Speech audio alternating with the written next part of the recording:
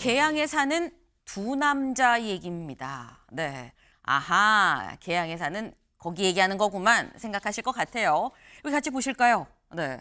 사진 기사입니다. 일단 정청래 대표가 보이죠. 그리고 요 앞에 악수하면서 눈을 마주치고 있는 이 사람 김남준 전 대변인입니다. 어제 김남준 전 대변인이 직접 정청래 대표를 찾아왔습니다.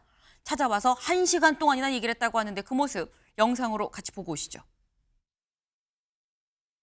잘하시고. 고맙습니다. 네, 네. 네, 네, 네. 가보겠습니다. 네, 네, 잘하세요. 네, 네, 감사합니다. 네. 건승을 기원합니다. 고맙습니다. 네, 네, 네, 네.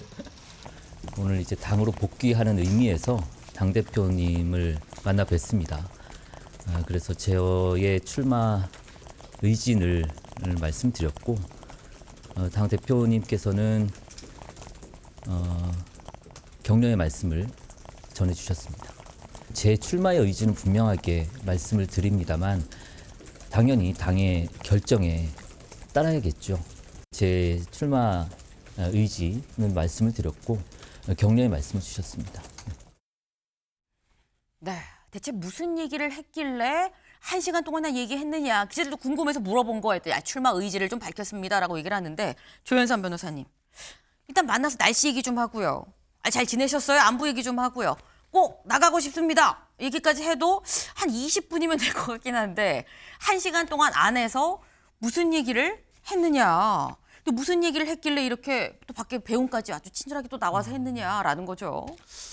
뭐 두 분이 어떤 대화를 나눴는지는 구체적으로 알 수는 없겠죠. 정청래 대표 입장에서는 이제 김남준 전 대변인이 청와대에서 일을 마치고 곧 나온 상황, 방금 나온 상황 아니겠습니까? 네. 여러 가지 청와대 사정이라든가 그런 부분들에 대해서 얘기를 나눴을 수도 있고요. 그런 부분도 있지만 우선 정청래 대표가 일단 사담을 나눌 때는 굉장히 좀 길게 하시는 편이기는 합니다. 원래 그런 경향이 있다. 예, 그런 생각이 있기 때문에 시간을 두고 정청래 대표가 김남준 전 대변인과 뭐 밀담을 길게 나눴다라고 표현하는 것은 좀 지나치게 보여지는 것이고요. 그리고 시간에 대해서는 구애받을 필요는 없을 것 같습니다. 단지 정 대표 입장에서 이런 지금 현재 계양을 상황을 충분히 알고 있죠.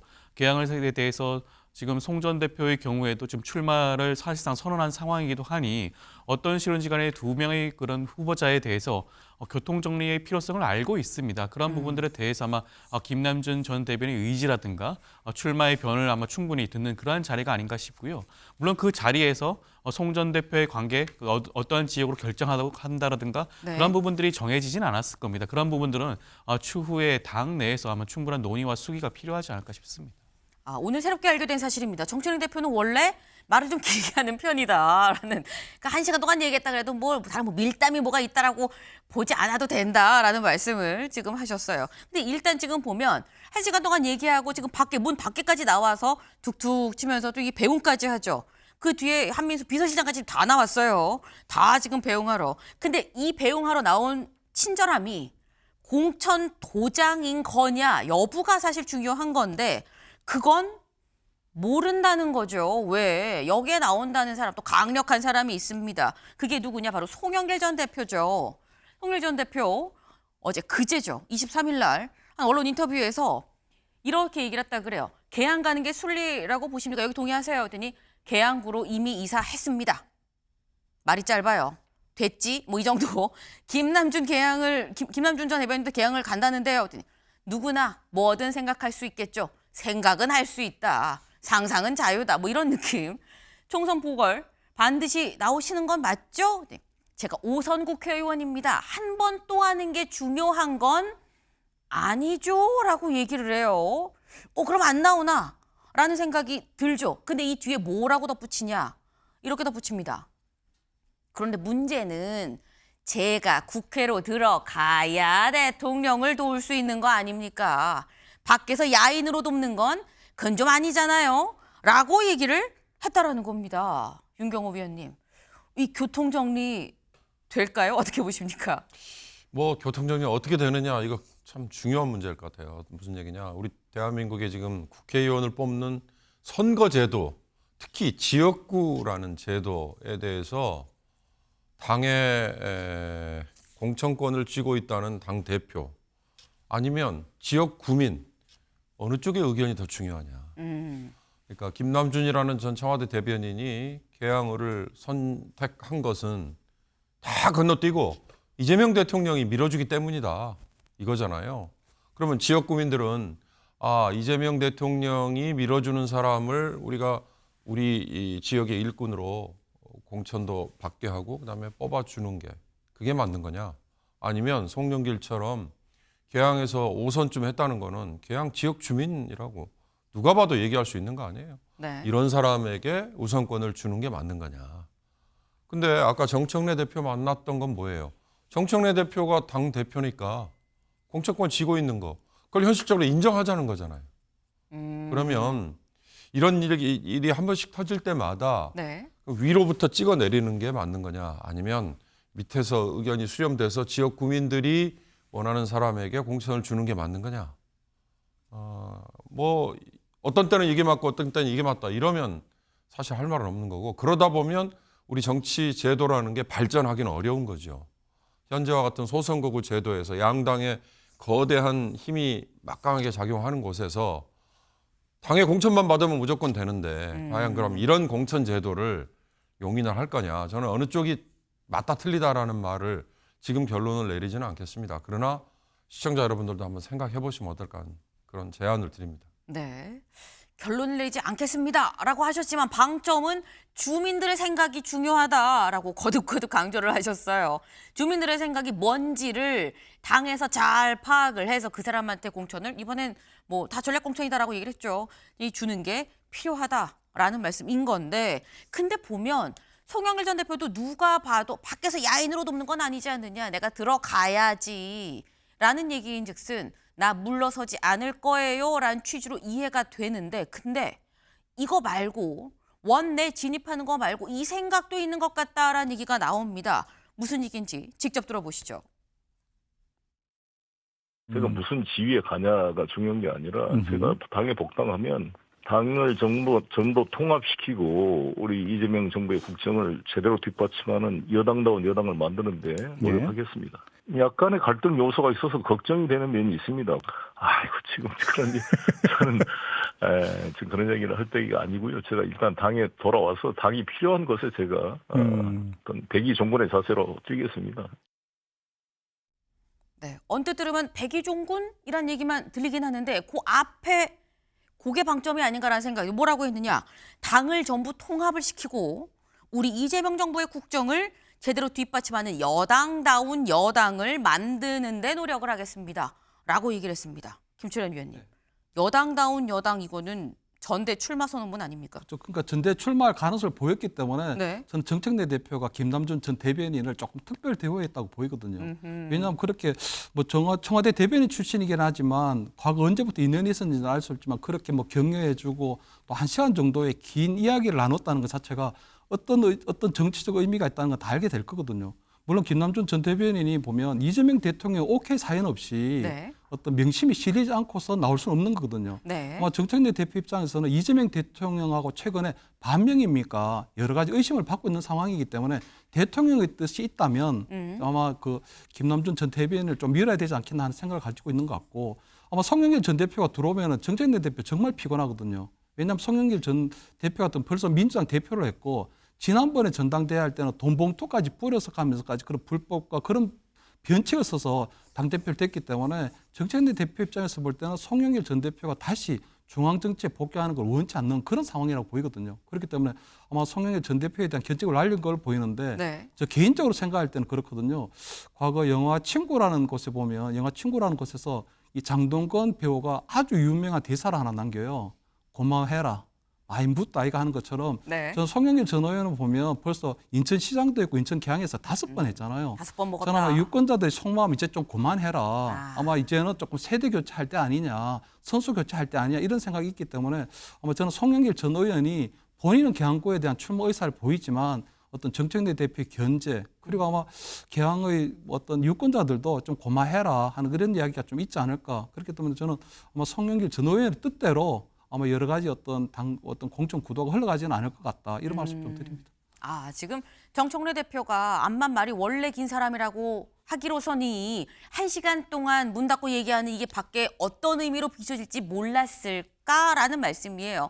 거기다가 배웅까지 했네. 전당대회도 나올 수 있어 보이는데 그럼 정청래 대표의 마음은 김남준 전 대변인한테 쏠릴 수밖에 없는 거 아니냐라는 말씀인 건데, 근데 또 이렇게 생각해 볼 수도 있는 부분이 송영 변호사님, 지금 김남준 전 대변인은 왕과 청와대에서 같이 살았던 남자인 거고요. 송영길 전 대표는 왕을 살려줬던 남자라고도 볼 수 있어요.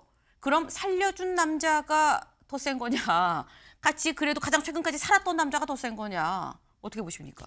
민주공화국에서 그렇게 왕이 중심이 되는 것부터가 잘못된 거죠. 그런데 모두가 지금 이재명 대통령의 의중이 인천 계양을에 누가 나가는 것일 것이냐, 여기에 집중하고 있지 않습니까? 민주당 스스로가 그런 상황을 타개해야 됩니다. 특히나 송영길 전 민주당 대표가 만약에 계양을에 공천을 받는다면 그것은 앞서도 말씀드렸듯이 민주당의 평균적인 윤리의식이 도대체 어디에 있는 것이냐, 이것을 국민들께서 엄중하게 물으실 겁니다. 왜냐하면 2021년 민주당 전당대회에서 정말 돈 봉투가 없었습니까? 위법 수집 증거 때문에 법원이 유죄 판결을 못했다 뿐이지 민주당의 그 누구도 정치 생명을 걸고 2021년 전당대회에 돈 봉투는 결단코 없었습니다, 이렇게 말할 수가 없을 겁니다. 그러면은 그 송영길 전 대표를 다시 공천하는 순간 민주당은 2021년 민주당 전당대회의 합리화 길에 들어서는 거예요. 그래서 공천을 받으면 안 된다는 것이고, 그다음에 김남준 전 대변인 같은 경우는 이재명 대통령이 직접 교회에서 옆에 앉히고 예배를 보고, 또 김민석 국무총리가 참석한 이른바 K국정설명회에서 맨 앞줄에 앉아있던 사람들이 일어나서 손을 들고 인사하게 하고, 이런 일들이 결국은 다 선거운동의 공권력을 남용한 것과 다름없지 않겠습니까? 이런 점에서 저는 그 두 사람 다 인천 계양을에 공천받는 것이 적합하지 않다. 민주당이 왕 중심의 사고에서 벗어나야 될 때다라는 말씀을 드리겠습니다. 또 다른 시선이에요. 둘 다 안 된다. 둘 다 부족합니다라고 또 개인 의견을 또 말씀을 주셨습니다. 근데 지금 보면 어쨌건 둘 중에 한 명이 갈 수밖에 없는 상황으로 보이긴 보입니다. 근데 대체 누가 갈 거냐, 그 신경전이 상당하다라는 건데, 이 와중에, 이 신경전 와중에 이런 얘기도 나왔어요. 무슨 얘기가 나왔느냐? 김준일 평론가가 뭐라고 했냐면, 송영길 전 대표가, 내가 들었는데 송영길 전 대표가 김남준 전 대변인한테 전화를 해서 대통령을 보자 해야지, 어떻게 5개월만 하고 나옵니까? 라고 따끔하게 꾸짖었다라고 하더라라는 전언을 얘기를 합니다. 이게 막 또 기사화가 막 됐어요. 그러니까 여기에 대해서 김남준 전 대변인이 이렇게 또 글을 올립니다. 그렇지 않습니다. 무죄 축하 전화에 따뜻하게 고맙다라고 답해주신 참으로 큰 품의 대선배님이십니다. 라고 글을 올렸어요. 아유, 그런 거 없었어요. 우리 사이 좋습니다. 라고 얘기를 한 건데, 또 이 글에, 이 아닙니다. 라고 한 요 해명한 요 글 밑에 좀 확 착착착 또 이 댓글이 엄청 달렸더라고요. 근데 댓글 하나하나마다 다 답변을 달아요. 몇십 개 되는 걸. 근데 그 중에 이런 질문도 있었어요. 근데 꼭 굳이 계양을 나가셔야 돼요. 라고 뭐 지지자인 것 같은데, 당선돼도 결국 꼬리표 달리는 거 아닙니까? 라는 취지의 얘기가 달리니까 여기에 대해서 뭐라고 했느냐. 어떤 말씀인지 잘 압니다. 하지만 대통령을 잘 이 팔 벌려서 품어준 곳, 제 첫 보좌관 일을 시작한 곳, 대통령 보궐선거하다가 국민의힘 억지기소로 법정선저로 무죄받게 힘을 모아준 곳, 이 계양에서 정치를 시작하는 건 운명이라고 생각을 합니다. 구구절절히 이곳 저곳 이래서 여기가 운명입니다 라고 얘기를 한다라는 거죠. 이 얘기인즉슨 저도 물러설 수 없습니다 라는 얘기인 건데, 조현선 변호사님, 둘 다 안 밀려나고 있어요. 팽팽한 이 상황. 최종 선택은 결국 정청래 대표 손에 달려 있는 건데 어떻게 보십니까? 보궐선거의 경우에는 전략공천을 하는 경우가 대부분이기 때문에 네. 아마 당 지도부가 개입을 하거나 결정을 할 여지가 있을 수는 있죠. 그렇지만 교통정리를 함에 있어가지고 아마 두 후보 모두 뭐 원내 진입을 할 수 있는 카드는 여전히 남아 있습니다. 저희가 인천시장이 선거가 다가오잖아요.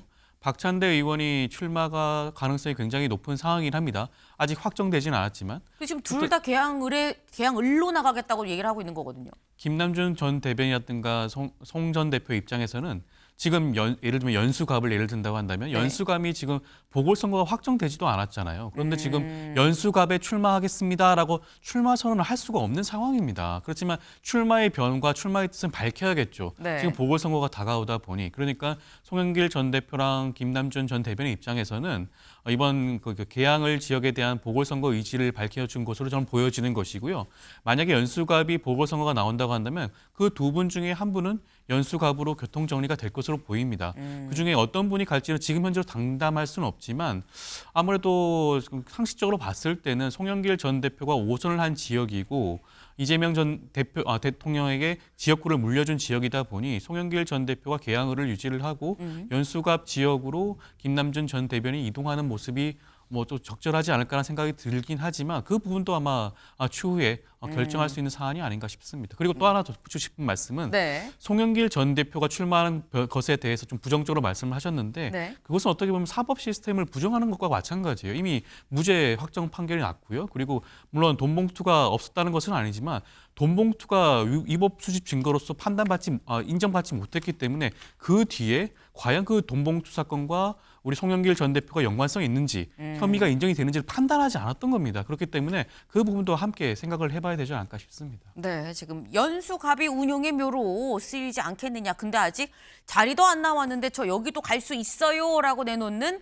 예비 후보자가 어디 있겠느냐라는 취지의 말씀을 하셨어요. 시간이 지나면서 퍼즐이 뭔가 맞춰지겠죠.